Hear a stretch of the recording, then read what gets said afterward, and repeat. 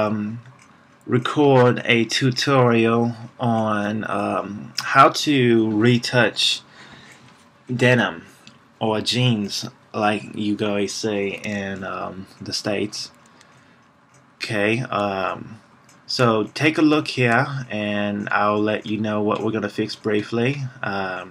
So a couple of things. We've got a messy surface here, and I know what you're thinking. You shot these jeans on a silo and you could have sworn the white was clean, but you know what, these cameras, 18 to 20 megapixels, they'll pick up all the different details in your shots, and so that's what we have there on the floor there. Okay, second thing is these jeans obviously do not fit her bum well, or her legs, and or a bit too long, if I might add, on this foot.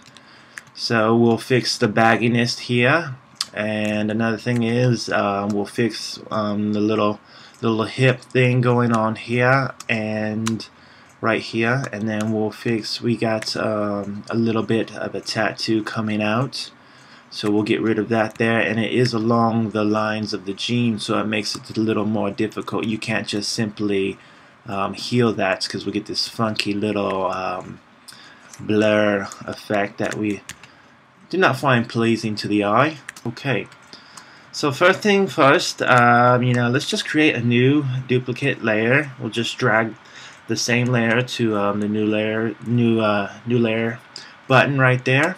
Work on the floor. So what we need to do, we're going to use the heal tool, and we're going to use the tool that actually allows us to sample from certain areas.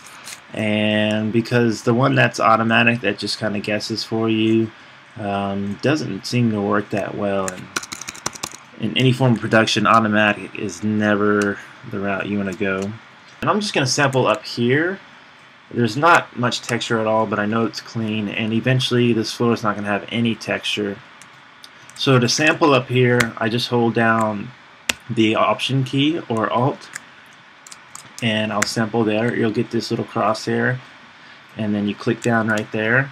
That will sample from there. And basically what this tool is going to do, it's going to replace the texture that we have here with the texture that we just sampled from, and it's going to find your anomalies and remove those, and it works really well. If you see, we have this line right here, hope you guys can see that, and we'll just get rid of it with the slice and the dice right there, and everything seems to be looking nice. Alright, so what we'll do, we just go around and find the spots that are really bad. Now if there's a bunch of crap and it's still not perfectly clean, don't worry, we're going to do a process, a high pass Gaussian blur process on this floor that I'll show you right after we clean this up, that will basically remove all the small stuff that is kind of in there that would be annoying to individually go about. So we're just focusing on the major blemishes that we can see with our own eyes as we're going around. I'm at about 150% zoomed in just to be able to see it. Now no one's going to be able to see it this close. One, this is going to be for an online catalog, but you always want to cover up all your loose ends. You know, if a client's referring you to somebody and that somebody happens to look closer at the pictures than, you know, your previous client, then, and if they find some mistakes, they might not like it as much. So perfection is the key, especially with Photoshop and the world nowadays. If it's not perfect, it's not good enough. And that's what I've learned, and I think that's kind of like why I'm into Photoshop. Thanks, Dad! Anyways, okay, so back to sampling up here. Gonna go around, clean this floor up. Now I'm just gonna cut away here as I clean this floor up. You can use the patch tool for bigger areas. Let's say this piece here, that line and everything in between. We'll just highlight it, clicking and holding, drag that to a cleaner area, and then release, and it'll do the same thing just replace that texture there with the better texture that we wanted. Alright, so I'll cut away, be back to show you the process of cleaning the floor. Alright, so we are back and we have a much cleaner floor than before, and if you notice the before and after here, so I will just simply click back and forth so you can see the difference. Now what we're going to do, we're going to go ahead and make this floor even a bit cleaner. Notice it's still a little hashed up here and there.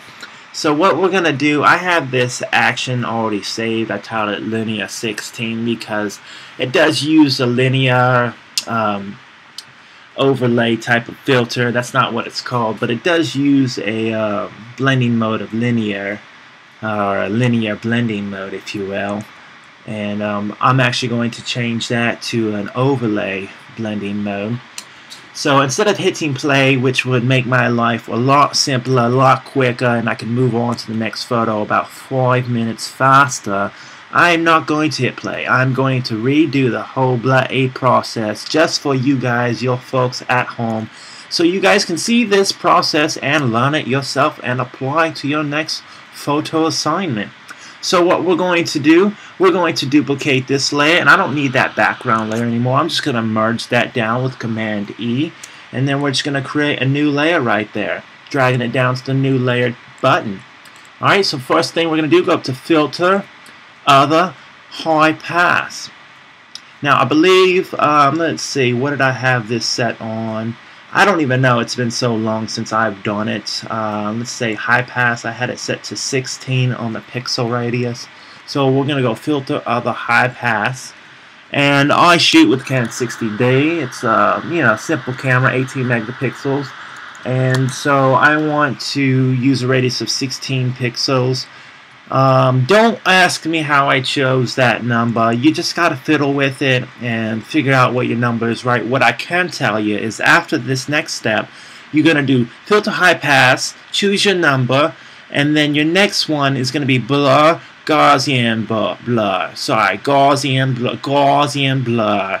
And you want to choose a number that is about 1/4 or 1/3, around that range, of the previous high pass number. So we had 16 pixels. We're going to go break it down to about 1/4, which would be 4. Okay, 1/4 of 16 would be 4. I believe I just hit cancel. Let's go ahead and bring that back up. Blur, Gaussian Blur. And we're going to go to 1/4. We're going to go to 4 1/4, which is 4.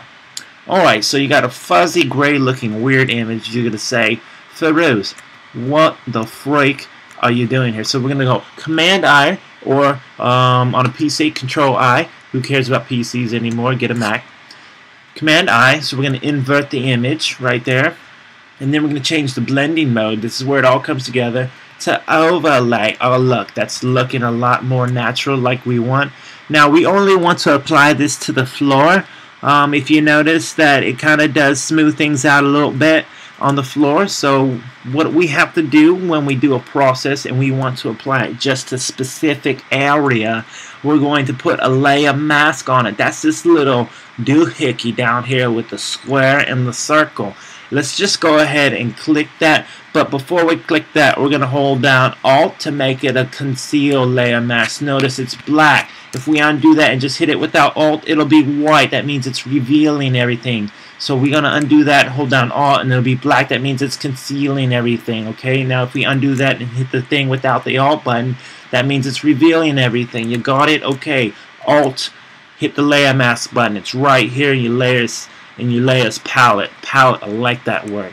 The way layer masks work, I'm going to give you a brief little tutorial on layer masks. They work with the brush tool only, and you want to use white or black. Black hides, white reveals. Notice how our layer is simply covered in black. That means the process that we just did is not being seen anywhere. So what we have to do, we have to get white in the foreground right down here. I don't have one of those fancy little screen recordings that give you a little indication of where you are, so I'm just going to do a little circle fast, right? So you got a little white palette right here. You got the brush tool, normal, 100% opacity, and flows at 100%. Alright, so you can have harness set at 0 or at 100. Depends on how well you control your little your little pointer clicker. Yeah. So what we want to do, we just want to apply that whole process of the high pass and the blur to just the floor, not to her. We don't need to blur her out or fix up her, because she's a model and she does what she wants to do, and she looks great doing it, and that's why we pay them $2,000 for a half-day rate, and the photographer only gets paid $1,500 after 3 weeks of editing some baggy fucking jeans. Okay, so let's move on. No more ranting. Alright, let's get in here. Let's apply it in here. Look at how that smooths out that shadow, even softens it out a bit, and it makes it look like you actually know how to light in Photoshop. Sorry, light in the studio. Photoshop makes up for your errors on the set. So I'm just going to apply this, you know, all around the floor. And just to save time, I'm going to duplicate this layer and merge this layer down first, and then merge this layer down also. And now we have a pretty clean floor here. Notice I was a little bit messy, and we got some little Gaussian blur being pushed, and you got some weird lines going on here. We also have this tape, and we also have some weirdness going on right in here. So we'll just heal that up. We'll use the healing tool. The healing tool is really good for lines. It will blend those together. I didn't even sample. Let me sample right here. Let's blend that together. Looks a lot better. Take care of some things we missed. Let's sample over here. Remember, that's Alt again, and then click down, and then we'll just sample right in here again, and just brush it in. So that looks about good right in there. I don't know what you guys are using. I'm using a Wacom tablet. It's the cheap one. It's the 4x6 inch. My client, she said it wasn't big enough, but I said 6 inches is enough as you need. Depends on how you use the pen. Alright. So, that being said, no ranting here. As we learned earlier, and heal that sucker right on up. Okay, so, let's get this line. Right there, sampled again, it's gone. Now, this is going to be tricky. We've got line, shadow, and then now we have shoe, shadow, and line, and a little bit of shadow. So, it's going to be hard. I just know it's going to be hard, but you always want to start off with the easiest area, because then you give yourself more room to clone from. Just a technique I've learned over a couple of years of Photoshop editing. Okay, so we're gonna sample in here, and then just kind of let's see if we get results that we want. Let's see if we blend it in. Yeah, okay, you know, it doesn't look too bad. You know, remember, perfection is the key, but not always the result. We can move along. This isn't really part of the shot. We want to make the jeans look good, but you know, everyone's got a nasty floor and sometimes nasty toenail. So let's clean up the floor, then to the tape, then to the toenail. Alright, so moving along, let's fix this up just a little bit better so we don't have this weird shadow line. Let's just blend her right on in. And then, you know, if we keep going fast like this, we'll eventually have carpal tunnel in our wrist. And then we'll be limited to our processes and capabilities. And then our mind will start hurting because of the pain when we'll be hyped up on all this medicine. And then we're not going to be able to do as much Photoshop, which means we're going to have to not do as much work, not going to make as much money, and then we're going to have to be living out on the streets, and then by that time we're going to have to shut her down. So, back to the tape. Tape kind of is annoying. Shouldn't have had her stand on the tape. Should have had her stand completely off the tape, because now, once again, we can't just heal that sucker out. We're going to have to clone it out. The clone tool works a little bit differently. It doesn't matter how close you get to anything. It's simply just going to take exactly what it sees over here, wherever you clone from, or over here, wherever you clone from, and it's going to put it wherever you click next. So let's see if we can possibly just clone this out. Sometimes it works, sometimes it doesn't. And usually, almost all the time, we have to go back in and heal up the light differences. Alright, so that looks about good, but now we got this big little blotch of just doesn't look right. So let's go in and heal it. Let's sample with what we want it to look like. The point is we got that tape gone, and now we can get a little closer and heal. And now it's looking a lot better. So that tape is looking a bit gone. Now granted, this would be a lot easier if we just had a clean floor, but we had to shoot 45 pairs of jeans and it got dirty, and no one stopped to ask for directions. We just kept rolling through it because we were behind on schedule. Alright, so now let's work on the freaking wrinkles that actually make the jeans look like they don't fit. So let's just start up here at the tush. And we're just going to grab the clone stamp. And you want to have the biggest brush size and the softness, the hardness all the way at 0. One, so it will blend in well. Jeans are somewhat difficult because they do have a texture pattern going vertical, and we have to sample within that. If you notice, it kind of curves around and changes with the angle of the leg. See, this area is great. It's perfect. There's no wrinkles, but I still can't sample over here because these lines, this texture doesn't match the angle here. So let's just go in. Let's start once again with the easiest part first, which would be this little soft wrinkle. And I'm going to sample right underneath it, because notice the shadowing changes. Right underneath it, and I'll go right above it. And notice the little crosshatch is showing you where you are sampling from. And we'll just get rid of that wrinkle there. And looks a little bit better. We have a little bit of a pattern repeat. I don't know if you guys can see that, so I'm just going to sample again a little bit bigger now that we have more room. And now hopefully we can just get rid of that. There we go, a lot better. So same thing here. I'll just fast forward as I get rid of these wrinkles.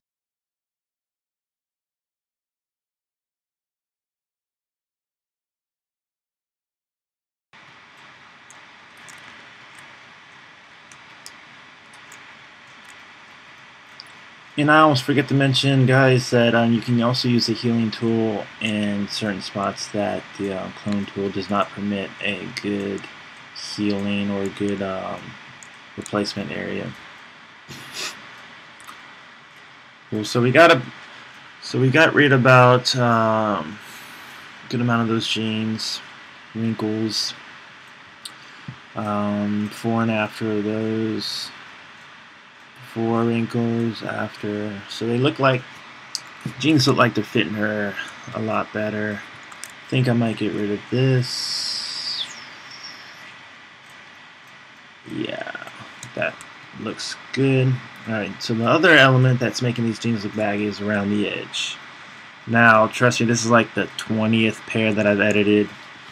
So besides registering for a handgun license, I've also learned in the process of the best way to get rid of this. At first I tried the liquefy tool and I was trying to push these all in, and I ended up getting like this weird like bumpy edge.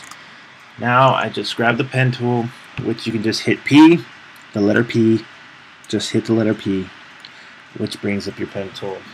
And what we can do is outline the pants where we want to cut off this bagginess, and you want to keep it smooth. If you don't know how to use the pen tool, sorry, you just click and hold and you draw it out and you make the line smooth. Smooth is the goal. This is not a pen tool tutorial. If you're shooting jeans or retouching jeans, I'm pretty sure you're a lot further along than learning the pen tool. So draw it in here, and we're just gonna not cut off any of those details. And what we're gonna do is we're gonna just loop it back around. Let's not have it too close to the jeans, you'll see why in a sec, and not too far away, you'll see why in a sec.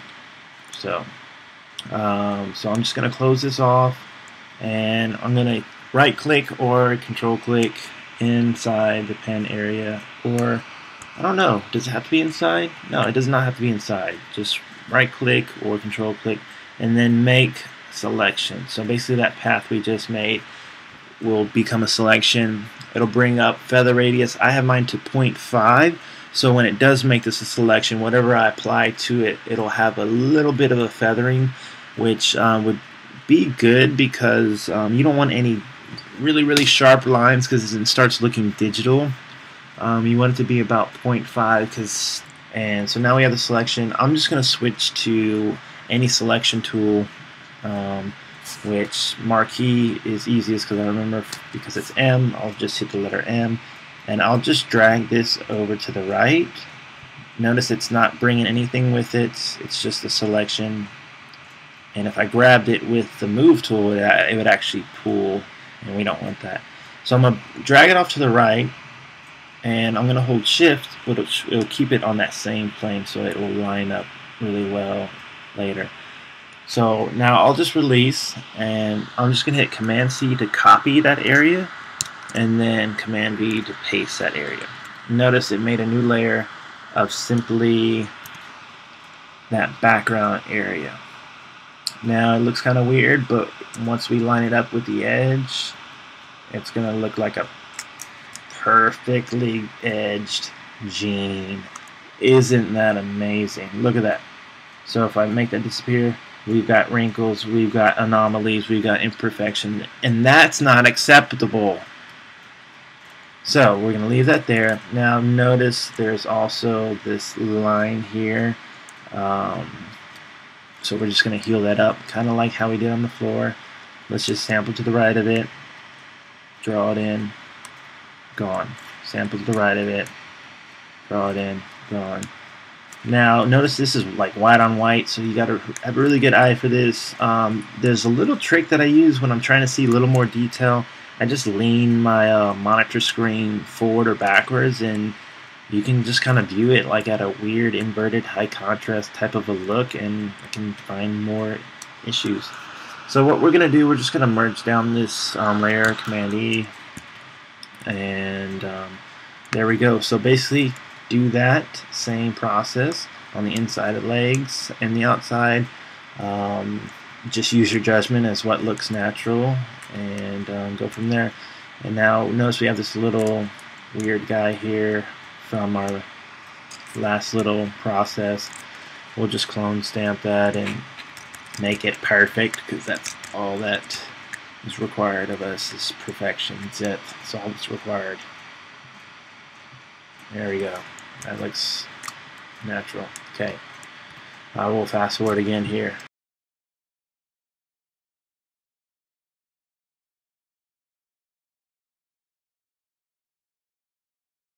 So I guess a couple things that are left over is the tattoo that is showing, and a little bit of body morphing.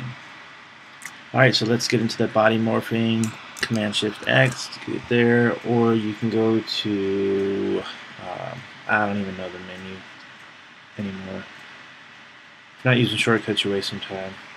So there you go. Alright, so liquefy tool, once again not a tutorial on that. Let's just grab the little pushy warp tool dealy, and I'm just going to get the circle that's around the size of the area that I'm working in. I'm just going to click and push in there and get that hip looking beyond what is humanly possibly perfect. And I'm going to push in this soon to be side ass hip thigh area, and then make her a little bit thinner, because thin is great, thin is hot, thin is in, thin is sexy. This ankle area does not look right. Let's just push that in a bit. Be careful about the edges. You start like pushing, you'll start getting the checkerboard. You don't want that. Checkerboard is no good for you. So there you go. Easy stuff. Not too hard. Not too soft. I mean, not too easy. Okay, yeah. So there you go. Alright. Tramp stamp. Tattoo removal. Okay. There it is. Because it's along the line of a different texture, it's a little difficult. You guys are going to love this. So duplicate this layer, and what we're going to do is create a new layer. Command Shift N. Okay, cool. And get the smudge tool. 68%, somewhere around there. Sample all layers is checked, and don't think that you're going to be smudging your layer. You're actually on a new layer, remember, but it will paint that smudge onto your new layer. So basically we're going to push the jean away from the area where the tattoo. Notice we're getting rid of that tattoo and the jean. So now that kind of opens up our healing tool, or spot healing tool, an area to actually go in and paint and not give us that weird little blur, messy thing that we're also used to seeing and hating and throwing our mouse at the screen when we realize we have no idea how else to fix it. So we just grab the blur tool and try to blur it out, and then we lose a client because they realize we're fucking stupid. So there you go. So now you've got tattoo gone, skin is back, and you got this weird splooge looking stuff that you think would go perfectly right there, but it doesn't. So what we do the layer mask again. We'll actually do conceal layer mask, which was Alt layer mask button, you remember that. Now we're just going to grab the brush tool because that's what the layer masks use, and we got white in the foreground, so we'll just go ahead and paint that in just what we did. Let's reveal it only where the tattoo lied, which was there, and now we have no tattoo. It's perfect. It's absolutely perfect. You can't complain, Dad. You can't complain, guys. It's perfect. And let's just go in, get rid of little anomalies. I like that word. And make her look stunning. And there you go. There's the jeans that you want to buy for $98.99.